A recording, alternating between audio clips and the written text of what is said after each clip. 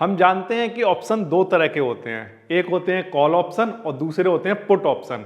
अब चाहे call option की बात करें या पुट ऑप्शन की बात करें, दोनों को ही परचेज करने के लिए हमारे पास तीन तरह की स्ट्राइक होती हैं।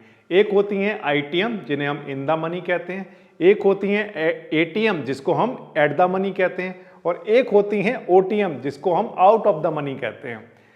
अब पिछली क्लासों में हम लोगों ने क्या किया था कि कॉल ऑप्शन और पुट ऑप्शन दोनों के लिए एट द मनी और आउट ऑफ द मनी की कितना कितना प्रॉफिट हो सकता है, कितना लॉस हो सकता है, उसका प्रॉफिट लॉस प्रोफाइल क्या होगा, उसका ग्राफ कैसा दिखता है, ये सारी बातें हम डिस्कस कर चुके हैं। अब अगर हम इन तीनों स्ट्राइक में से देखें, एट द मनी, ओटीएम और आईटीएम, तो इनमें से जो सबसे ज्यादा खास होता है, जिसमें कुछ स्पेशल बात होती है, वो होती है इन द मनी। तो आज की क्लास में हम इन द मनी की बातें करेंगे। तो चलिए स्टार्ट करते हैं। एग्जाम्पल हम वही लेंगे जो हमने पिछली क्लासों में लिया है। क्या? तो आंसर है कि हम लोग मान के चल रहे हैं कि निफ्टी कहां पर है, 25,000 पर है। करेक्ट? तो ये इसका क्या है, एट द मनी प्राइस है।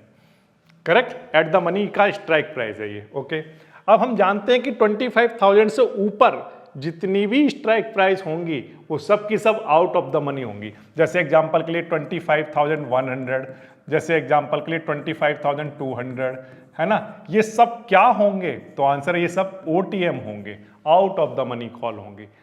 और इससे पीछे की जितनी भी स्ट्राइक्स होंगी उन सबको मार्केट कवर करके आ चुका है, तो हम कहेंगे वो सब कहाँ आ चुकी हैं, इन द मनी आ चुकी हैं। तो जैसे एग्जांपल के लिए 24,900 क्या रहा होगा, इन द मनी।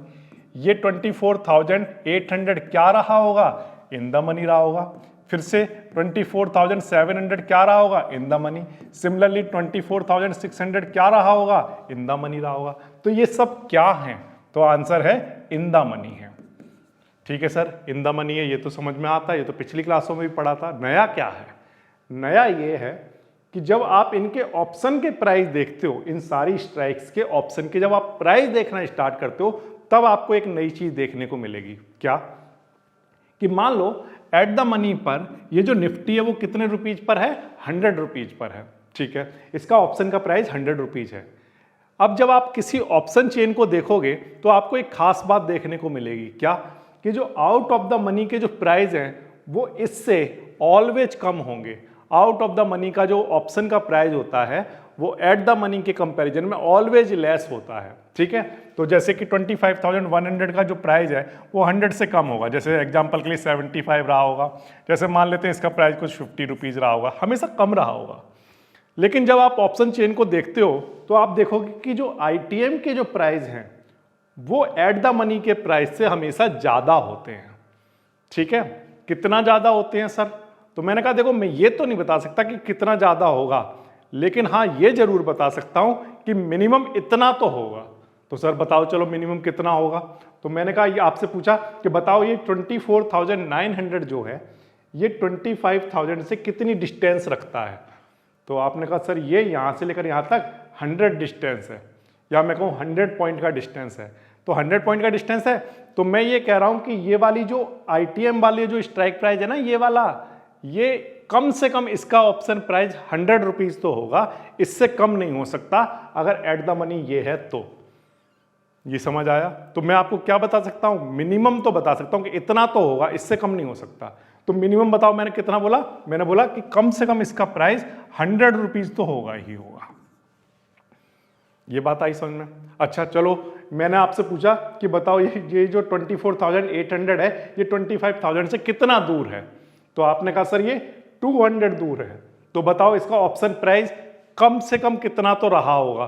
तो आंसर है सर ये, क्योंकि 200 पॉइंट दूर है और अगर मान लो ऑप्शन यहां एक्सपायर हो गया तो इसका जो प्राइस है वो मिनिमम कितना रहा होगा, 200 तो होगा ही, उससे कम नहीं हो सकता। ठीक है, आज भी कम नहीं होगा 200 से, और अगर ऑप्शन यहां एक्सपायर हो गया तो इसका प्राइस 200 ही होगा। ठीक, अच्छा चलो, सिमिलरली मैं आपसे पूछता हूं कि जो 24,700 है ये इसका जो ऑप्शन का प्राइस है बिना ऑप्शन चेन को देखे हुए ये बता सकते हो क्या कि मिनिमम कितना होगा? उससे नीचे नहीं हो सकता, उससे ऊपर कितना भी हो सकता है। तो आंसर है हाँ सर, बता सकते हैं। कैसे? कि 24,700 इस 25,000 से कितना दूर है, तो आंसर 300 पॉइंट दूर है। तो इसका मतलब ये है कि इसका जो मिनिमम प्राइस होगा वो 300 तो होगा ही होगा, उससे ज़्यादा कितना भी हो सकता है। तो जैसे मैंने माना कि सपोज करो मैंने आज परचेज किया 24,900 वाला स्ट्राइक और मैंने ऑप्शन चेन में देखा तो इसका प्राइस मुझे कितना देखने को मिला, 150 रुपीज़ देखने को मिला। ठीक है, तो सर ये तो 100 ही दूर है, तो आप तो कह रहे थे कि 100 रुपीज़ होगा। मैंने कहा मिनिमम 100 होगा, मिनिमम 100 हो, उससे ज़्यादा कितना भी हो सकता है, 10 रुपये भी ज़्यादा हो सकता है, 20 भी ज़्यादा, 50 भी, 100 भी, 200 कितना भी ज़्यादा हो सकता है, लेकिन कम से कम 100 होगा। तो इसमें से जो 150 प्राइस लिखा हुआ है ना, इसमें से जो 100 है, जो कि इसका मिनिमम प्राइस होगा ही होगा क्योंकि ये 100 दूर है, ये जो प्राइस है ये कहलाता है क्या, इसकी इंट्रिंसिक वैल्यू। क्या कहलाएगा, इंट्रिंसिक वैल्यू। और जो बाकी का बचा हुआ सर ये जो 50 रुपीज़ है ये क्या है, तो आंसर ये है इसकी क्या, टाइम वैल्यू। क्या है, टाइम वैल्यू है। तो मैं ये कह रहा हूं आपसे कि कोई भी स्ट्राइक प्राइस जो कि आईटीएम है वो एट द मनी से जितनी दूर होती है उतनी ही उसकी क्या होती है, इंट्रिंसिक वैल्यू होती है। तो चलो मैं आपसे पूछता हूं, बताओ 24,800 की इंट्रिंसिक वैल्यू कितनी होगी अगर मार्केट यहीं पर एक्सपायर हो गया। तो आंसर है कि सर ये इससे 200 दूर है तो इसकी इंट्रिंसिक वैल्यू कितनी होगी, तो आंसर है 200 रुपीज़। तो मान लो आपने जब इसको ऑप्शन को परचेज किया तो इसका प्राइस है सपोज करो 250, है ना। इसको जब परचेज किया तो ऐसे एग्जांपल के लिए माना कि ये 350 रुपीज़ का है, मान लो ये है सपोज करिए 400 रुपीज़ का, है ना, ऐसा कुछ माना हमने। तो मैं आपसे ये पूछता हूँ कि ये वाली जो स्ट्राइक प्राइस है जो कि आज आपने परचेज की, ठीक है, कितने रुपीज़ की परचेज की, 250 रुपीज़ की परचेज की। तो इसमें दो तरह के प्राइस होंगे। कौन कौन से प्राइस सर, तो आंसर है एक तो ये जितनी दूर है एटीएम से वो वाला प्राइस जो कि इसका मिनिमम प्राइस होगा, उसको हम लोग क्या कहते हैं, इंट्रिंसिक वैल्यू। तो बताइए इसमें से इंट्रिंसिक वैल्यू कितनी है, तो आंसर है 200। ठीक है, ये इसकी क्या है, आईवी, इंट्रिंसिक वैल्यू, इसको हम लोग आईवी बोला करेंगे। ठीक है, और इसका जो टाइम वैल्यू है वो कितना है, 50। करेक्ट। अच्छा, इसको थोड़ा समझते हैं हम। जैसे मान लो आज 7 अक्टूबर है और 14 अक्टूबर को मान लो एक्सपायरी है।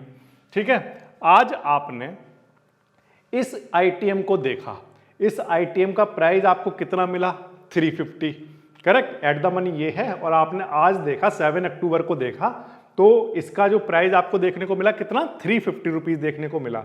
तो मैं आपसे ये कह रहा हूं कि 7 अक्टूबर से 14 अक्टूबर का दिन आ गया, 7, 8, 9 ऐसे करते करते 14 अक्टूबर का दिन आ गया, एक्सपायरी का दिन आ गया। एक्सपायरी वाले दिन अगर मार्केट 25,000 पर ही एंड हो गया तो जो मैंने आपका जो ये वाला जो स्ट्राइक है ये 25,000 से कितना दूर है, तो आंसर है 300। तो एक्सपायरी वाले दिन इसका जो प्राइस होगा ना वो किसके इक्वल होगा, तो आंसर इसकी इंट्रिंसिक वैल्यू के इक्वल होगा। तो इसका जो प्राइस है ऑप्शन वाले, ऑप्शन जब आपने परचेज किया था तब तो 350 का था, लेकिन एक्सपायरी वाले दिन अगर मान लो ये निफ्टी यहीं पर एक्सपायर हो जाता है तो ये जितनी दूर होगा उतना ही इसके ऑप्शन का प्राइस रहा होगा उस दिन। तो अभी तो आप जब खरीद रहे हो, जब आपने 7 अक्टूबर को खरीदा तब तो आपने दो चीजें दी, क्या क्या, 300 रुपीज भी दिए और 50 यानी कि 350 रुपीज दिए। उसमें से जो 300 है वो इसकी क्या है, इंट्रिंसिक वैल्यू, और ये जो 50 है वो क्या है, टाइम वैल्यू। ये जो टाइम वैल्यू है ये 7 अक्टूबर से 14 अक्टूबर तक जाते जाते क्या होने लगेगी, तो आंसर है इसकी वैल्यू 0 होने लगेगी। जितने भी आईटीएम होते हैं, एटीएम होते हैं और ओटीएम होते हैं, इन सब में क्या डिफरेंस है, एक चीज का डिफरेंस होता है, वो मैं आपको बहुत क्लियरली बताता हूं। देखो समझना, हमारे पास तीन चीजें हैं, एक तो है ओटीएम, करेक्ट, एक है हमारे पास एटीएम और एक है हमारे पास आईटीएम, करेक्ट।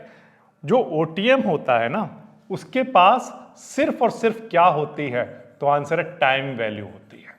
सिर्फ और सिर्फ क्या होती है, टाइम वैल्यू होती है। एट द मनी के पास भी क्या होगी, तो आंसर है टाइम वैल्यू। क्या होगी, टाइम वैल्यू होगी। और जो आईटीएम है इसके पास दो चीजें होती हैं। जब आप इसके ऑप्शन का प्राइस देखोगे तो दो चीजें देखने को मिलेंगी। पहली मिलेगी इसकी इंट्रिंसिक वैल्यू, ठीक है, क्या मिलेगी, इंट्रिंसिक वैल्यू होगी, और साथ में इसके पास क्या होगी, एक टाइम वैल्यू होगी। तो टाइम वैल्यू एक ऐसी चीज है जो तीनों स्ट्राइक प्राइस के पास होती है। अच्छा, अब मान लो जो एट द मनी है वो कितना है, 100 रुपीज का है। अब जो मान लो आईटीएम है, सपोज करो वो एट द मनी से 100 दूर है, जैसे सपोज करो ये 25,000 है, करेक्ट, और ये 25,000 सपोज करो, ये मान लो एग्जांपल के लिए 24,000 सपोज करो 800 है, कितना 800। अब ये जो क्या है, ये आईटीएम है, ये इससे कितना दूर है, तो आंसर 200 पॉइंट दूर है। तो इस 200 पॉइंट दूर है ना, तो 200 पॉइंट क्या हो गया, इसकी इंट्रिंसिक वैल्यू। तो इसके ऑप्शन का प्राइस इतना तो होगा ही, साथ में एक टाइम वैल्यू भी होगी इसमें। टाइम वैल्यू जैसे एग्जांपल के लिए हम लोग मान के चलते हैं कि चलो इसकी जो टाइम वैल्यू है वो 100 रुपीज है, कितनी 100 रुपीज। तो इसके ऑप्शन का प्राइस जब आप परचेज करोगे ना तो कितने रुपीज का मिलेगा, 300 रुपीज का मिलेगा। जबकि जो एट द मनी है उसके पास सिर्फ क्या है, टाइम वैल्यू है। इसका जो इंट्रिंसिक वैल्यू की अगर आप बात करो तो इंट्रिंसिक वैल्यू जो एट द मनी होता है उसकी वैल्यू क्या होती है, 0 होती है। वहां पर कोई इंट्रिंसिक वैल्यू नहीं होती, किसके लिए, एट द मनी के लिए, ये 0 है। तो जो कुछ बचा वो सब क्या है, इसकी टाइम वैल्यू है। तो 100 जो है वो क्योंकि इसकी टाइम वैल्यू है तो आपको ये 100 रुपीज का मिल जाएगा, कोई दिक्कत नहीं। अच्छा, जो ओटीएम है उसकी अगर हम बात करें तो मान लो ये जो ओटीएम है वो इससे कम रुपीज का आ रहा है, एग्जाम्पल के लिए कह रहा हूं कि 50 रुपीज का आ रहा है, ठीक है। तो ये इसकी सिर्फ क्या है, टाइम वैल्यू। इसके पास क्या नहीं है, तो आंसर है इंट्रिंसिक वैल्यू, क्योंकि इंट्रिंसिक वैल्यू ओटीएम और एटीएम दोनों के लिए क्या होती है, 0 होती है। ये बात आई आपको समझ में। तो मैंने आपको स्टार्टिंग में कहा कि जो आईटीएम है वो कुछ खास होते हैं, क्या खास होते हैं, तो आंसर है इनके पास टाइम वैल्यू के अलावा एक इंट्रिंसिक वैल्यू भी होती है, जो वैल्यू मिनिमम है कि इतनी तो होगी ही। क्या मतलब है सर इस बात का, इतनी तो होगी ही, इसको भी थोड़ा समझने की कोशिश करते हैं। देखो, मान लो मैं ये कहता हूं कि ऑप्शन एक्सपायर हुआ यहां पर, कहां पर एक्सपायर हुआ, एट द मनी पर एक्सपायर हो गया। इसको थोड़ा समझते हैं। जैसे मान लो ऑप्शन एक्सपायर हुआ, कहां पर एक्सपायर हुआ, 25,000 पर, ठीक है। और हमने जो आईटीएम परचेज किया था वो किया था सपोज करो 24,800 का। अब क्योंकि इसके पास दो वैल्यू हैं, इसके जो ऑप्शन का प्राइस होगा उसके बाद दो वैल्यू हैं, एक है इसकी आईवी और एक है इसका टाइम वैल्यू, करेक्ट। तो मान लो आईवी कितना है, तो मानने की जरूरत नहीं है, आईवी तो फिक्स है, कितना है अभी फिलहाल 200 है। टाइम वैल्यू कुछ भी हो सकती है, 50 रुपीज, 10 रुपीज, 20, कुछ भी हो सकती है। तो अभी फिलहाल के लिए हमने माना कि चलो इसकी टाइम वैल्यू है 100 रुपीज, करेक्ट। अब मैं आपसे ये कह रहा हूं कि आप जब 7 अक्टूबर को जब इसको परचेज करोगे ना तो ये आपको मिलेगा 300 रुपए का, सही है सर। अब 7 अक्टूबर से आ गया कौन सा दिन, 14 अक्टूबर। 14 अक्टूबर को मैं ये कह रहा हूं कि अगर निफ्टी 25,000 पर ही रहा तब इसकी जो 100 रुपीज जो टाइम वैल्यू थी ना वो तो जैसे 7 से 14 अक्टूबर आएगा इसकी जो टाइम वैल्यू है वो कम होती रहेगी। तो ये हमेशा डिक्रीज होगी, ऑलवेज। क्यों डिक्रीज होगी, क्योंकि इसे एक ग्रीक होता है वो इसे क्या करता रहता है, डिक्रीज करता रहता है। हम आगे की क्लास में पढ़ेंगे कि एक ग्रीक होता है वो क्या करता है, इसको हमेशा ऑप्शन की सारी वैल्यू को डिक्रीज करता रहता है। एट द मनी वाले की भी टाइम वैल्यू को डिक्रीज करता है, ओटीएम की भी टाइम वैल्यू को डिक्रीज करता है। उसको डिक्रीज करते करते ओटीएम को कहां पर लेकर जाता है, 0 पर। एट द मनी को भी कहां पर लेकर जाता है, डिक्रीज करते करते टाइम वैल्यू को 0 पर। और आईटीएम के भी टाइम वैल्यू को धीरे धीरे डिक्रीज करते करते कहां ले जाता है, 0 पर। ठीक, तो इसको थोड़ा समझते हैं। देखो, अब मैं आपसे ये कह रहा हूं कि मान लो अगर ये 25,000 पर ही एंड हो गया तो 7 अक्टूबर से जब 14 अक्टूबर आएगा ना तो ये 100 रुपीज वाला जो टाइम वैल्यू है ये तो 0 बन चुका होगा, करेक्ट। तो बताओ इसका जो प्राइस होगा वो कितना रह गया होगा, तो आंसर है इसका प्राइस सर 200 रुपीज रह गया होगा। जब परचेज किया था तो कितने रुपीज का किया था, 300 का। जैसे जैसे टाइम बीता वैसे वैसे जो टाइम वैल्यू थी वो क्या हो गई, तो आंसर है डिक्रीज हो गई। तो फाइनली 14 अक्टूबर को एक्सपायरी वाले दिन इसका जो प्राइस रहेगा वो इसकी इंट्रिंसिक वैल्यू के इक्वल रह जाएगा।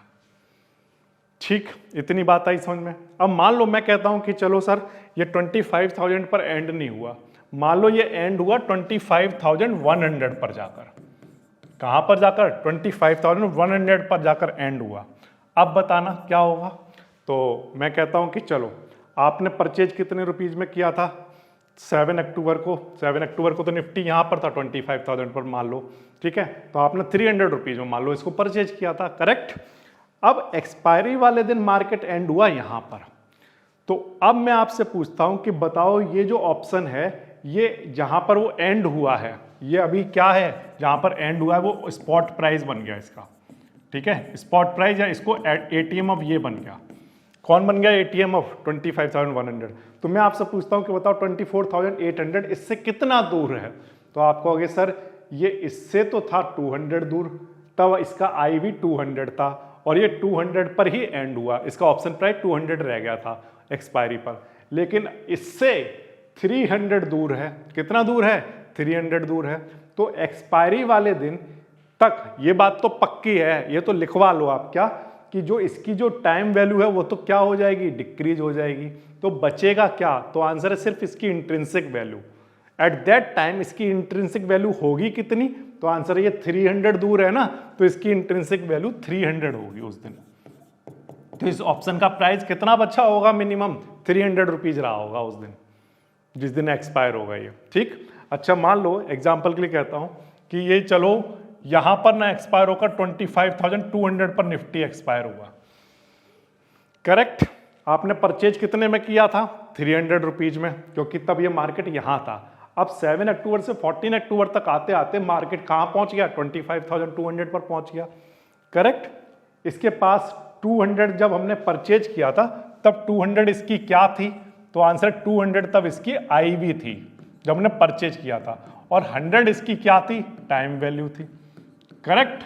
अब मैं ये कह रहा हूं आपसे कि जो टाइम वैल्यू है वो तो जीरो होगी ही होगी, वो तो जीरो हो जाएगी, तो बचेगा क्या, तो आंसर है उसमें सिर्फ बचेगा उसका इंट्रिंसिक वैल्यू, तो इंट्रिंसिक वैल्यू सर ये बचेगा, नो नो नो नो ये नहीं बचेगा, क्या बचेगा कि जो एक्सपायरी वाले दिन जो एट द मनी है वहां से इसकी जो डिस्टेंस होगी तब वो आईवी बन चुका होगा, ठीक। तो अगर एक्सपायरी मान लो यहां पर जाकर हुई तो मैं आपसे पूछता हूं कि 14 अक्टूबर को अगर निफ्टी यहां पर एंड हुआ तो बताओ इसके ऑप्शन का प्राइस कितना होगा, तो आंसर इसकी इंट्रिंसिक वैल्यू के इक्वल होगा, और इसकी इंट्रिंसिक वैल्यू है कितनी, तो आंसर इससे इसकी डिस्टेंस देख लो कितनी है, इससे इसकी डिस्टेंस कितनी है 400, तो इसका जो प्राइस होगा 14 अक्टूबर को वो कितना रहा होगा, 400 रुपीज रहा हो, 400 पॉइंट नहीं 400 रुपीज इस ऑप्शन का प्राइस रहा होगा, इसे कहते हैं इंट्रिंसिक वैल्यू। अब जैसे मान लो सर तो हमने 25,000 पे खरीदा इसको,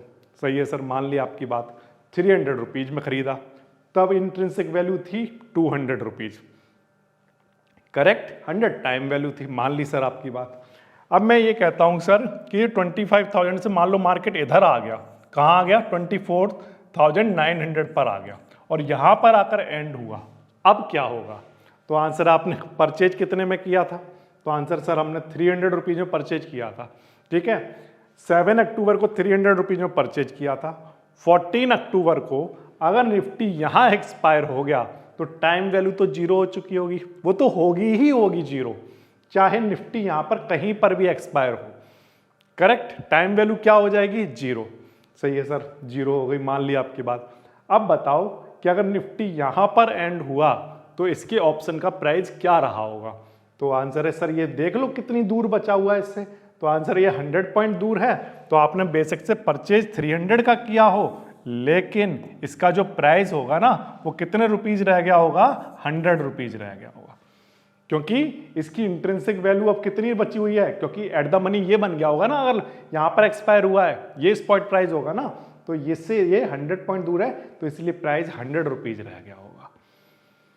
ये समझ आया आपको, तो इस तरह से हम ये निकाल सकते हैं कि हम कोई भी आईटीएम खरीदें, कोई भी आईटीएम, उसका जो प्राइस है वो एक्सपायरी वाले दिन कितना रहा होगा, तो आंसर जहां पर एंड होगा मार्केट वहां से वहां तक की डिस्टेंस देख लो आपकी स्ट्राइक की, करेक्ट, वो डिस्टेंस जो होगी वही उसकी क्या होगी, तो आंसर वही उसकी इंट्रिंसिक वैल्यू होगी और वही उसके ऑप्शन का प्राइस होगा।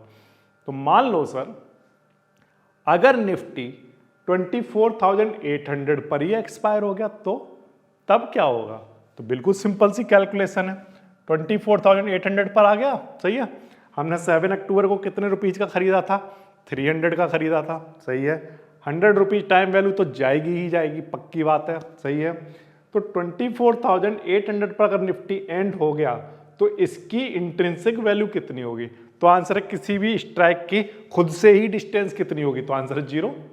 तो इसकी जो इंट्रिंसिक वैल्यू है वो भी 0 हो चुकी और जो इसका टाइम वैल्यू है वो भी 0 हो चुका, दोनों 0 हो चुके। तो इसलिए इस ऑप्शन का जो प्राइस होगा वो कितने रुपीज रहा होगा? तो आंसर है 0 रुपीज। खरीदा कितने में था? 300 रुपीज में। रह कितने का गया? 0 रुपीज का। क्यों सर?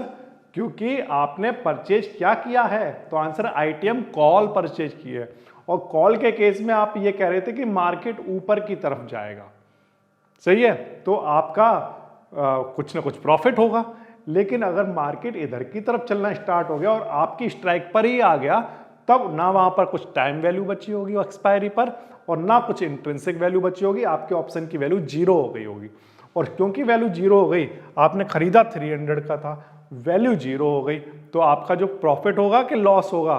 तो आंसर सर लॉस हो जाएगा। ठीक है, कितना लॉस होगा कितना प्रॉफिट होगा इसको हम समझने की अभी कोशिश करेंगे, लेकिन मैं उससे पहले एक बार फिर से आपसे जानना चाहता हूं, क्या आपको ये कॉन्सेप्ट क्लियर हो गया कि एक्सपायरी वाले दिन किसी भी आईटीएम स्ट्राइक का प्राइस कितना रहता है? तो आंसर है हाँ, वो उसके इंट्रिंसिक वैल्यू के इक्वल होता है। और इंट्रिंसिक वैल्यू निकालते कैसे हैं? तो आंसर है इस आईटीएम की जितनी डिस्टेंस है ना, जहां पर एक्सपायर हुआ है मार्केट, जो स्पॉट प्राइस है वहां से जितनी भी डिस्टेंस होती है वही उसका ऑप्शन प्राइस रह जाता है। ठीक है, चलो मैं आपको एक छोटा सा टेस्ट ले लेता हूं। बताइए, बोर्ड पर देखकर बताइए कि मान लो निफ्टी है, निफ्टी एंड हुआ कहीं पर भी, जैसे एग्जांपल के लिए मैं कहता हूं 24,500 पर एंड हुआ, सही है। अच्छा, और आपने जो स्ट्राइक परचेज की थी, आईटीएम परचेज की थी, वो की थी 24,000 की, सही है। अब एक्सपायरी वाले दिन अगर ये यहां पर एंड होगा है तो बताओ इसका जो ऑप्शन का प्राइस होगा वो कितना रहा होगा? तो आंसर है कि सर अगर स्ट्राइक हमने ये वाली परचेज की थी, चाहे हमने कितने भी रुपीज की परचेज की हो, ठीक है, हमारी जो आईटीएम है ना, इसका प्राइस अगर मार्केट यहां एंड हुआ तो इसका जो ऑप्शन का प्राइस होगा एक्सपायरी वाले दिन जो बचा होगा वो इसकी इंट्रिंसिक वैल्यू के इक्वल बचा होगा।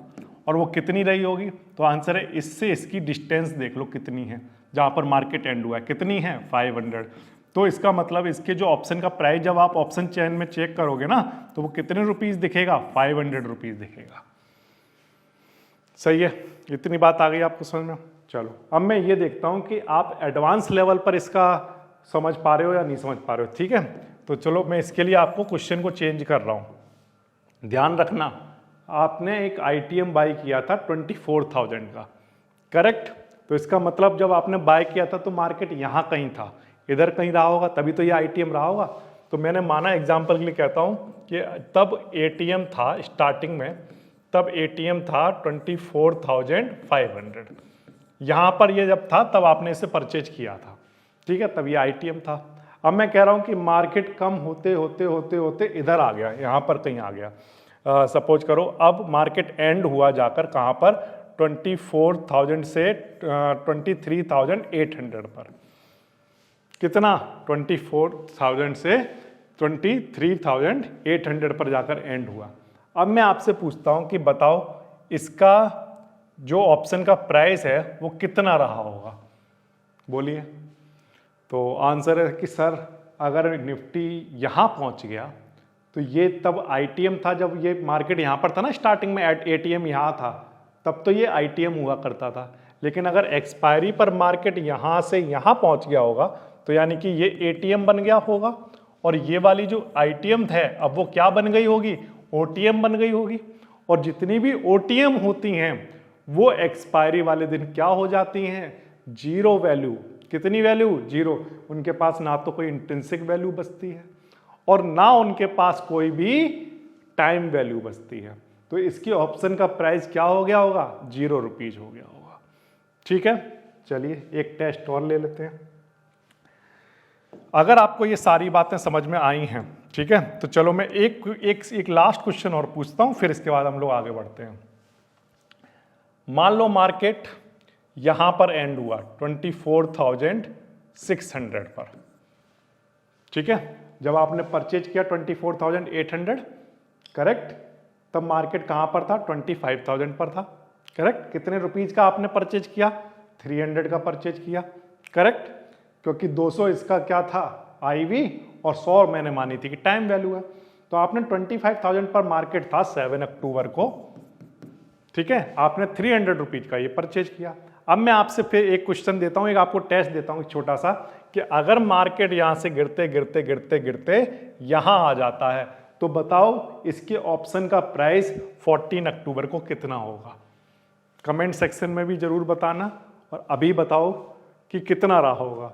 तो आंसर है कि सर सिंपल सी बात है कि अगर ये पहले एटीएम था, ये पहले एटीएम था, तब तक तो ये डिस्टेंस रखता था इससे, तब तो इसके पास एक IV था, एक है ना इंट्रिंसिक वैल्यू थी।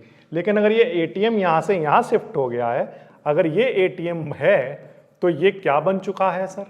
OTM। ये क्या बन चुका है? OTM। ये क्या बन चुका है? OTM। सब OTM बन चुके हैं। तो इन सब के जो प्राइस है ना वो एक्सपायरी वाले दिन क्या रह जाएंगे? 0। OTM पर तो सब जगह 0 लिख दिया करो, सिंपल है। सब क्या रह जाएंगे? 14 अक्टूबर जब आएगा सब 0 रह जाएंगे। एट द मनी भी क्या होगा? 0। इससे नीचे जो यहां पर जो होंगे, जैसे एग्जांपल के लिए 24,500, इसके पास कुछ IV रहा होगा। वो IV कितना रहा होगा? तो आंसर 100 रुपीज। इसके ऑप्शन का प्राइस 100 रुपीज देखने को मिल रहा होगा। इससे दूर जैसे एग्जांपल के लिए 24,400 है ना, अगर मार्केट यहां पर आ गया था तो ये तो 100 रुपीज का रह गया होगा, और ये वाला कितने का रह गया होगा? तो आंसर 200 रुपीज का, क्योंकि ये 200 पॉइंट दूर है। This is the concept of intrinsic value, ठीक है। टाइम वैल्यू और इंट्रिंसिक वैल्यू आपको समझ आ गई। अगर आपको ये समझ में आती हैं, ठीक है, ये मैंने आपको कॉल ऑप्शन के लिए बताया है, अगर आपको ये समझ में आती हैं तो फिर प्रॉफिट और लॉस को समझना बहुत आसान है।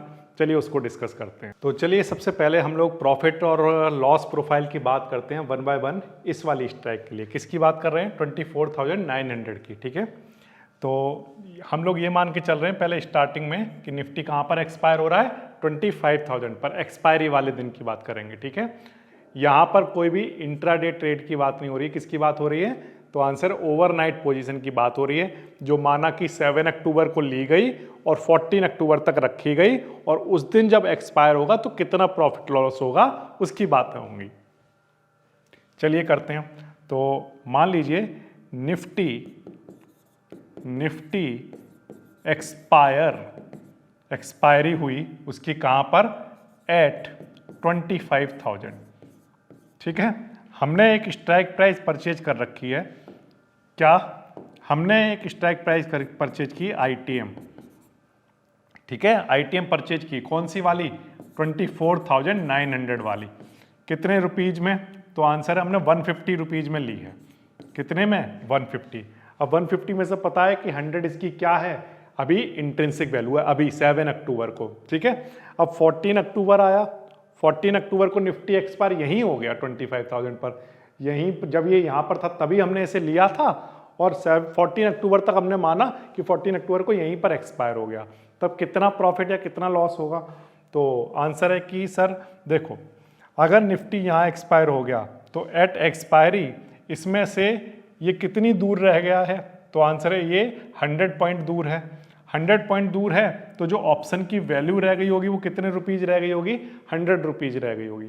चाहे आपने परचेज 200 रुपए का कराओ, 400, 500, 1000 रुपए का क्यों ना कराओ, अगर ये एक्सपायरी वाले दिन इससे 100 पॉइंट दूर है तो 100 पॉइंट दूर है तो ये 100 रुपीज ही इसके ऑप्शन की वैल्यू रह जाएगी, जो कि इसकी इंट्रिंसिक वैल्यू होती है। और हमेशा ध्यान रखना ITM के केस में एक्सपायरी वाले दिन सिर्फ इंट्रिंसिक वैल्यू वाला ही प्राइस होता है उसका ऑप्शन का, ठीक है। तो हमने परचेज कितने में किया था? 150 में, एक क्वांटिटी, सही है। और ऐसी एक कितने लॉट परचेज किए? तो हम मान के चलते हैं हमेशा कि हमने 1 लॉट परचेज किया है। अगर 1 लॉट परचेज किया तो उसमें 100 क्वांटिटी आई होंगी, हमने माना। तो ये कितने रुपीज का मिला होगा? तो 100 का मल्टीप्लाई करा दो, कितना आएगा? तो आंसर 15,000 रुपीज का हमने परचेज किया होगा, सही है। अब जब 14 अक्टूबर आया तो निफ्टी 25,000 पर था, ठीक है, एक्सपायर हुआ, ये इसका स्पॉट प्राइस था। तो ये 100 पॉइंट दूर रह गया तो इसकी IV जो है वो 100 है, तो इसलिए इसके जो ऑप्शन का प्राइस होगा 14 अक्टूबर को वो 100 रुपीज होगा। तो इसलिए अब ये कितने रुपीज का रह गया है, तो आंसर है कि सर ये 10,000 रुपीज का रह गया है, क्योंकि एक क्वांटिटी 100 रुपीज की है ना ऑप्शन वैल्यू में, है ना। ऑप्शन का जो वैल्यू है वो एक क्वांटिटी का 100 है, तो 100 क्वांटिटी का कितना होगा 10,000। तो माइनस कराओ, तो हमें यहाँ पर क्या हो रहा है, तो आंसर है सर लॉस हो रहा है। क्या हो रहा है, लॉस हो रहा है। कितने रुपीज का हो रहा है, तो आंसर है 5,000 रुपीज का। ठीक है, ये समझ आया। अच्छा चलो एक और स्ट्राइक ले लेते हैं। जैसे मान लो हम लोग ले लेते हैं 24,800। 24,800 की स्ट्राइक हमने परचेज की थी। कितने रुपीज में परचेज की थी, जब निफ्टी यहीं पर था तो हमने परचेज की थी 250 रुपीज में। सही है, कोई प्रॉब्लम नहीं। अब 250 रुपीज में जब हमने परचेज की तो हमें कितने रुपीज की मिली होगी ये, तो आंसर है 25,000 रुपीज की। 100 से मल्टीप्लाई करा दिया 250 का। ठीक है, अच्छा अब ऑप्शन एक्सपायर हुआ 14 अक्टूबर को, कहां पर 25,000 पर, तो ये इसकी जो वैल्यू होगी ऑप्शन की वो कितनी रह गई होगी, तो आंसर है 200 रुपीज रह गई होगी। कितनी, 200। क्यों, क्योंकि ये 200 दूर है इससे। ठीक है, तो इसके जो ऑप्शन का प्राइस है वो कितना रह गया, 20,000 रह गया। तो अगर हम फिर से देखें तो हमें क्या हुआ, तो आंसर है सर लॉस हुआ। क्या हुआ, लॉस। ठीक है, कितने रुपीज का हुआ, तो आंसर है कि सर 25,000 माइनस 20,000 कितने का, 5,000 का। इतनी बात आ गई आपको समझ में। तो हमने देखा कि डिफरेंट स्ट्राइक, जब यहाँ पर प्राइस एंड हो रहा है, निफ्टी अगर यहाँ एंड हो रहा है तो डिफरेंट स्ट्राइक पर कितने रुपीज का लॉस होता रहेगा, तो आंसर है 5,000 का, क्योंकि हमने जो प्राइस लिए हैं वो 50-50 का मेन डिफरेंस कर दिया है। लेकिन एक्चुअल में ऐसा होगा नहीं, इन प्राइस में थोड़ा थोड़ा डिफरेंस होगा। ये थोड़ा जैसे 100 से थोड़ा सा ज़्यादा है, जैसे मान लो 150 है तो ये 250 एग्जैक्ट होगा, ऐसा जरूरी नहीं है। 257 है ना, या 275 ऐसा कुछ हो सकता है। तो मैंने तो केवल एग्जाम्पल पर्पज के लिए 50-50 का गैप ले लिया है। तो अब आप कितना भी निकालोगे हर बार लॉस कितने का आता रहेगा, 5,000 का ही दिखाता रहेगा। क्यों, क्योंकि मेरा जो यहाँ पर जैसे एग्जाम्पल के लिए मान लो हम इसको लें, तो ये यहाँ से यहाँ कितना दूर है, तो आंसर है 300 दूर है। ठीक है, हमने इसको परचेज कितने में किया है, 350 में। तो 350 में परचेज किया, ऑप्शन एक्सपायर कहाँ पर होगा, 300 रुपीज पर हो जाएगा। तो फिर से 50 का हमारा गैप होगा, तो हमें 55,000 का फिर से लॉस होता रहेगा। तो ये सारे के सारे आइटम आप कोई सा भी परचेज करो, अगर ये प्राइस हैं, एक्चुअल में ये प्राइस हैं, तो आपको लॉस कितना होता रहेगा, इतने का। ठीक है, ये तो हमने बात की कि हमने कॉल ऑप्शन को बाय किया और निफ्टी एटीएम पर ही एक्सपायर हो गया, जिस पर जो पहले दिन एटीएम था वो लास्ट दिन भी वही एटीएम ही रहा। करेक्ट, तब तो ये होगा। अब इसी तरह से हम लोग क्या करते हैं, अपना स्ट्राइक तो यही रखते हैं, चलो 24,900 ही रखते हैं। लेकिन ये देखते हैं कि अगर मार्केट हमारी डायरेक्शन में चला गया, क्योंकि हमने कॉल ऑप्शन बाय किया है ना, हमने आईटीएम को स्ट्राइक बाय की है कॉल ऑप्शन की, तो हम तो ये सोच रहे थे मार्केट ऊपर की तरफ जाएगा। तो अगर मान लो मार्केट हमने परचेज तो यहाँ किया है ना, जब एटीएम 25,000 था, लेकिन अगर मार्केट ऊपर की तरफ चला गया तो क्या होगा। तो हमने माना कि चलो मार्केट अब 25,000 की जगह गया, 14 अक्टूबर को 25,100 पर जाकर एक्सपायर हो गया, तब देखते हैं क्या होगा। तो चलिए स्टार्ट करते हैं। तो सबसे पहली चीज हमने क्या किया, हमने यहाँ पर इसको परचेज किया है 24,900 को। ठीक है, कितने रुपीज पर परचेज किया था हमने, 7 अक्टूबर को पहले दिन, तो आंसर तब मार्केट यहाँ पर था तो हमने 150 रुपीज पर परचेज किया था। सही है, कितने रुपीज लगे आपके, 50,000 रुपीज लगे। ओके, नाउ अगर मान लो मार्केट 25,000 की जगह 25,100 पर जाकर एंड हुआ, यहाँ पर एंड हुआ, तो अब इसकी वैल्यू क्या होगी ऑन एक्सपायरी। तो आंसर है जब मार्केट यहाँ पर एक्सपायर होगा तब उस केस में जो आईवी है ये कितनी दूर है, तो आंसर 200 पॉइंट दूर है। तो टाइम वैल्यू तो सब खत्म हो गई होगी, करेक्ट। लेकिन क्योंकि आईवी कितना है 200, तो इसके ऑप्शन का प्राइस अगर निफ्टी यहां एंड हुआ 14 अक्टूबर को, तो इसके ऑप्शन का जो इसकी इस वाली स्ट्राइक का जो इंट्रिंसिक वैल्यू होगी वो 200 रुपीज होगी। ठीक है, तो इसका ऑप्शन का प्राइस 200 रुपीज दिखा रहा होगा उस दिन। आपने परचेज कितने में किया था 150 में, और अगर मार्केट यहाँ एंड हुआ तो आपको 200 रुपीज़ दिखा रहा होगा आईवी वैल्यू के इक्वल, तो आपका जो प्रॉफिट होगा वो कितने का होगा 20,000 का, करेक्ट। लेकिन आप 15,000 तो प्रीमियम पे कर चुके हो, तो आपका नेट प्रॉफिट कितने का होगा, तो आंसर 5,000 रुपीज़ का। कितने का 5,000 रुपीज़ का प्रॉफिट हो जाएगा। ये बात आई आपको समझ में। अच्छा, मान लो कि सर मार्केट और बढ़ गया, मार्केट कहाँ पहुँच गया 25,200 पर, तो अगर 25,200 पर एंड हुआ हो मार्केट, तो इसकी वैल्यू 200 की जगह कितनी रही होगी, तो आंसर है सर 300 हो गई होगी। तो अब तो आपको निकालना आ गया प्रॉफिट कैसे निकालते हैं, तब कितनी हो गई होगी 300 हो गई होगी। और अगर यहाँ पर वैल्यू 300 होगी, क्योंकि मार्केट यहाँ एंड हुआ है, तो एक्सपायरी वाले दिन केवल इंट्रिंसिक वैल्यू के इक्वल ही इसके ऑप्शन का प्राइस होगा, तो वो प्राइस 300 रह गया होगा। तो आपको कितने रुपीज का प्रॉफिट होगा, तो आंसर है 30,000 का। लेकिन 15,000 आप क्या कर चुके हो, पे कर चुके हो, वो तो आपने प्रीमियम दे चुके हो, तो वो तो सेलर को मिल गया होगा। तो सेलर आपको कितना वापस करेगा, तो आंसर सिर्फ 15,000 वापस करेगा। ठीक है, आपको कितने का प्रॉफिट हो जाएगा, 15,000 का प्रॉफिट हो जाएगा, सेलर का 15,000 का लॉस हो जाएगा, क्योंकि उसे मिले कितने 15,000 और देने कितने पड़े 30,000। तो जो बायर होगा उसका 15,000 का प्रॉफिट और सेलर का 15,000 का लॉस हो जाएगा। तो इस तरह से कॉल ऑप्शन का आप क्या कर सकते हो, प्रॉफिट और लॉस बड़े आसानी से निकाल सकते हो। ठीक है, इधर की तरफ जाएगा तो ऑफकोर्स हमारी अपोजिट डायरेक्शन में जा रहा है, तो लॉस होने स्टार्ट हो जाएंगे। अगर इधर की तरफ जाएगा मार्केट, तो आपका जो प्रॉफिट है वो पहले देखो यहाँ पर था तो 5,000 था, यहाँ पर आया तो 15 हुआ, और आगे जाएगा ऐसे बढ़ता ही चला जाएगा। ये समझ आया आपको। ठीक है, तो ये तो बातें हो गई आईटीएम कॉल ऑप्शन की। अब हम लोग बात करेंगे किसकी, आईटीएम के पुट ऑप्शन की बातें करेंगे। तो चलिए बातें करते हैं किसकी, पुट ऑप्शन का। अगर आईटीएम बाई किया जाए तो पुट ऑप्शन के आईटीएम बाई करने पर क्या क्या प्रॉफिट और क्या क्या लॉस हो सकते हैं। तो सबसे पहले तो हम लोग बात करते हैं कि जो पुट ऑप्शन जब भी कोई परचेज करता है, तो उसकी जो डायरेक्शन होती है वो मार्केट को गिराने वाली डायरेक्शन होती है। वो सोचता है कि मार्केट डाउनवर्ड डायरेक्शन में जाएगा। तो हमने माना कि निफ्टी अगेन 25,000 पर है, करेक्ट। अगर निफ्टी 25,000 पर है, तो इससे इधर वाली जितनी भी कॉल हो, जितने भी पुट वैल्यू हो, जितनी भी पुट वाली स्ट्राइक होंगी, वो सब की सब क्या होंगी, आईटीएम होंगी। हाँ या ना, क्योंकि मार्केट इधर से गिरता हुआ आ रहा होगा, किधर से, तो आंसर है, मान लो एग्जाम्पल के लिए कहता हूं कि मार्केट 26,000 से कहीं गिरता हुआ आ रहा था, सही है। तो जो इधर वाली जो स्ट्राइक है, जैसे ये 26,000 है ना, ये यहां से गिरता हुआ यहां आया, तो इधर जो वैल्यू होंगी जैसे 25,100, 25,200 है ना, 25,300, ये सब क्या रही होंगी, तो आंसर ये सब आईटीएम रहे होंगे। क्या रहे होंगे, आईटीएम। और जो 25,000 से इधर की तरफ जो होंगी, जो गिरने बाकी हैं, अभी मार्केट वहां से गिरता गिरता यहां आया है, तो ये तो एटीएम है, लेकिन अभी ये सारी स्ट्राइक जो हैं वो गिरनी बाकी हैं, तो ये क्या कहलाएंगे, ओटीएम कहलाएंगे।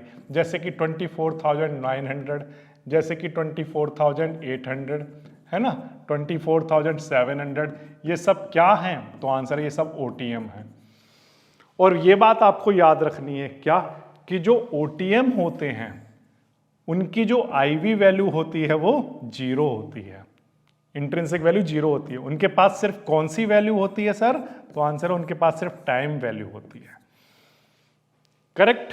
ऐसे ही एट द मनी की अगर हम बात करें, तो एट द मनी के लिए इंट्रिंसिक वैल्यू क्या होगी, 0। उनके पास क्या होगा, एक्सपायरी वाले दिन उनके पास टाइम वैल्यू भी 0 हो जाएगी, लेकिन अभी फिलहाल अभी एक्सपायरी वाला दिन नहीं है, तो हम ये मान के चलते हैं कि उनके पास कुछ क्या है, टाइम वैल्यू है। लेकिन जो आईटीएम होंगे उन सब के पास क्या होगी, इंट्रिंसिक वैल्यू होगी, टाइम वैल्यू होगी, दोनों चीजें होंगी, करेक्ट। इतनी बात आ रही है आपको समझ में, ठीक।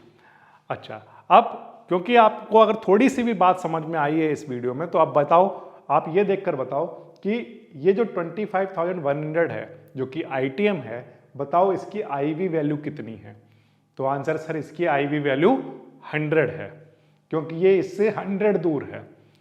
तो बताओ इसके ऑप्शन का प्राइस, अगर मैं आज 7 अक्टूबर को परचेज करता हूं, ठीक है, तो इसके ऑप्शन का प्राइस आज कितना होगा, 14 अक्टूबर को कितना होगा, दोनों बताओ। तो आंसर है कि देखो सर 7 अक्टूबर को आप परचेज कर रहे हो तो इसका प्राइस कितना होगा ये तो मैं नहीं बता सकता अभी, लेकिन हाँ एक बात की गारंटी है, ये तो जरूर बता सकता हूं किससे ज्यादा होगा। तो बताओ किससे ज्यादा होगा। तो आंसर सर 7 अक्टूबर को ये इस बात की गारंटी है कि इसका जो प्राइस है वो 100 रुपीज से ज्यादा होगा। करेक्ट, सही बात है। अच्छा चलो बताओ इसका प्राइस बताओ, अगर आज 7 अक्टूबर की बात करें तो 7 अक्टूबर को बताओ इसका प्राइस कितना होगा। तो आंसर सर हमें नहीं पता कितना होगा, क्योंकि टाइम वैल्यू हमें अभी आपने निकालना ही नहीं बताया कैसे निकालते हैं टाइम वैल्यू। तो आप सिर्फ, मैं ये बता सकता हूं कि इसका प्राइस कम से कम कितना होगा, उससे ज्यादा तो कितना भी हो सकता है, वो सब टाइम वैल्यू रही होगी। तो कितना होगा बताओ। तो आंसर सर इसकी इंट्रिंसिक वैल्यू के इक्वल, और जो कि कितना रहा होगा 200 रहा होगा। तो 200 से ज्यादा रहा होगा सर इसका प्राइस। क्लियर बात। सिमिलरली उसका 25,300 का कितना रहा होगा, तो आंसर 300 रुपीज से ज्यादा रहा होगा। अब ये जो है ना 100 रुपीज से ज्यादा, 200 से ज्यादा, 300 से ज्यादा, इसके साथ इनकी क्या लिखी होंगी, टाइम वैल्यू। 7 अक्टूबर को इसके साथ इनकी टाइम वैल्यू लिखी होंगी। तो मैं सिर्फ एग्जांपल के लिए लिख देता हूँ 50, 50, 50, इन सब में टाइम वैल्यू ऐड कर देता हूँ। ठीक है, तो ये 7 अक्टूबर को 150 रुपीज का मिलेगा, ये 250 का मिलेगा, ये 350 का मिलेगा। मैंने सिर्फ एग्जाम्पल के लिए 50-50 लिख दिया, लेकिन ये सारी की सारी टाइम वैल्यू एक जैसी नहीं होती है, ये ध्यान रखना हमेशा। ठीक है। अच्छा, अब ये जो टाइम वैल्यू है इसको जब ऐड कर लिया तो इतना इतना रुपीज इनका प्राइस बन गया। करेक्ट, कोई दिक्कत नहीं सर। अब मैं आपसे ये कहता हूं कि 14 अक्टूबर को अगर निफ्टी एक्सपायर हो गया, कहां पर, 25,000 पर ही एक्सपायर हो गया। सही है, तो बताओ 25,100 वाला आईटीएम, 25,200 वाला आईटीएम, 25,300 वाले आईटीएम का ऑप्शन प्राइस क्या क्या रहा होगा। तो आंसर है कि अगर सर निफ्टी 25,000 पर अगर एक्सपायर हो गया ना, तो जो 25,100 वाला है उसके पास कोई टाइम वैल्यू नहीं बची होगी, सिर्फ क्या बची होगी, इंट्रिंसिक वैल्यू। तो अगर मार्केट यहाँ एक्सपायर होगा तो ये इससे 100 पॉइंट दूर रह गया है, तो इसकी जो वैल्यू बची होगी वो कितनी, 100 रुपीज। करेक्ट। अच्छा, इसकी वैल्यू कितनी बची होगी बताओ। तो आंसर सर 200 रुपीज, इसकी टाइम वैल्यू खत्म हो गई होगी। इसकी बताओ कितनी, तो आंसर 300। तो अगर आपको इंट्रिंसिक वैल्यू निकालनी आ ही गई है तो इसका प्रॉफिट और लॉस प्रोफाइल निकालना बहुत आसान है। कैसे सर, देखो बिल्कुल सिंपल है। आपने खरीदा कितने का था, 150 का, सही है, और रह कितनी गई वैल्यू, 100, तो कितने का लॉस हुआ, 50 का। और एक क्वांटिटी पर 50 का लॉस हो रहा है, तो 100 क्वांटिटी पर कितने का हो रहा होगा। तो आंसर है 5,000 रुपीज का। कितने का, 5,000 रुपीज का लॉस हो रहा होगा। करेक्ट, सब पर 5,000 का ही होगा, क्योंकि मैंने 50-50 का टाइम वैल्यू ले लिया था। क्लियर है, तो ये लॉस निकालने आ गए इधर की तरफ जाने पर। सही है। अच्छा, अब इसके बाद हम बात करते हैं कि सर मार्केट अगर मान लो इधर की तरफ बढ़ना स्टार्ट हो गया तब क्या होगा। तो कोई दिक्कत नहीं है। अगर मान लो मार्केट यहां पर जाकर एंड हो गया, कहां पर जाकर एंड हो गया, सपोज करो मार्केट 24,900 पर जाकर एंड हुआ, तब उस केस में बताओ आपको प्रॉफिट होगा कि लॉस होगा। तो बिल्कुल सिंपल है सर, देखो हमने खरीदा तो 150 में था, सही है। अब मार्केट 24,900 पर जाकर एंड हुआ, हमारी ही डायरेक्शन में एंड हुआ। हम पुट ऑप्शन हमने परचेज किया था, तो हम यही तो चाहते थे कि मार्केट इधर जाए, तो मार्केट उधर गया। तो 24,900 पर जाकर अगर मार्केट एंड हुआ तो हमारी जो 25,100 वाली स्ट्राइक है वो 200 पॉइंट दूर होगी, और ये 200 पॉइंट दूर है तो इसकी जो वैल्यू है वो 200 हो गई होगी। और जो 25,200 वाली है वो इससे कितनी दूर हो गई होगी, तो आंसर है ये हो गई होगी इससे 300 पॉइंट दूर। सिमिलरली अगली वाली इससे 400 पॉइंट दूर। तो प्रॉफिट और लॉस तो बहुत निकालना आसान हो गया। कैसे, ये 150 है, ये 200 है, तो कितने रुपीज का प्रॉफिट होगा। तो आंसर है एक क्वांटिटी पर 50 रुपीज का प्रॉफिट होगा। तो ऐसी कितनी क्वांटिटी खरीदी है, 100, तो आपको कितने का प्रॉफिट हो जाएगा। तो आंसर है 5,000 का प्रॉफिट हो जाएगा। आसान है, बिल्कुल कर लोगे, कोई दिक्कत नहीं। ठीक है। इसी तरह से सिमिलरली अगर आप इसको थोड़ा सा और आगे बढ़ा लो, यहां लेकर आ जाओ, तो ये कितना दूर हो गया, तो आंसर 200 दूर, ये 300 दूर, ये 400 दूर, ये 300, 400, 500 ऐसे लिख लो, और फिर इसके बाद इनका प्रॉफिट निकाल लो। बहुत आसान है। तो ये आईटीएम का फायदा है। क्या फायदा है आईटीएम का सर?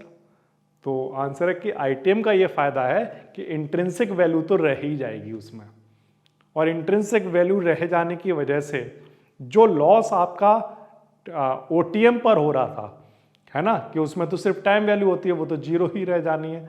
तो ओटीएम को परचेज करने का कोई बेनिफिट नहीं है। जो लोग कॉल ऑप्शन बाय कर लेते हैं ना, ओटीएम वाली स्ट्राइक, ये वाली स्ट्राइक बाय कर लेते हैं, जैसे मार्केट यहाँ है तो वो क्या करते हैं, यहाँ पर डीप ओटीएम खरीद लेते हैं। तो वो तो सारा उसका सारा क्या होना है, उसके पास तो सिर्फ टाइम वैल्यू है, टाइम वैल्यू जीरो हो जानी है। अगर ऑप्शन यहीं कहीं एक्सपायर हो गया तो सारी ओटीएम क्या हो जानी है, एक्सपायर हो जानी है जीरो वैल्यू के साथ। उनके पास कोई इंट्रिंसिक वैल्यू तो होती नहीं।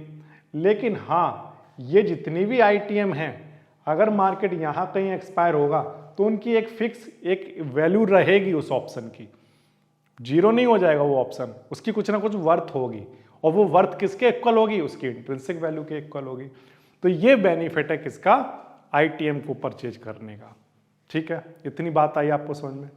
लेकिन सर सब बात समझ आ गई, लेकिन ये जो आप कह रहे हो ना टाइम वैल्यू, यहाँ पर आप बता रहे थे कि ये टाइम वैल्यू होती है, ये जो टाइम वैल्यू है 150 रुपीज में, जैसे 150 रुपीज में जैसे कि 100 रुपीज तो इसका इंट्रिंसिक है और ये 50 रुपीज इसकी टाइम वैल्यू है।